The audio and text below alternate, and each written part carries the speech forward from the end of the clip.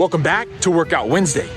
Despite how many hills Austin has, this is one of Austin's easiest trails because it's not only short, but it's also super flat.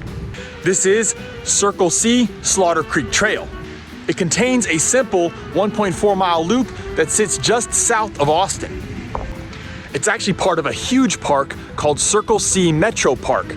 Here they have 6 picnic tables, 7 soccer fields, 2 volleyball courts, 1 basketball court, and a playground for the kids, not to mention a huge disc golf area.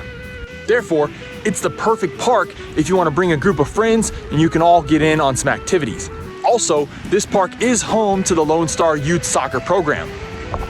It's open throughout the year, even on holidays, and the hours are from dawn to dusk. Lastly, it is dog friendly. That's all for this week, and until next week, stay fit.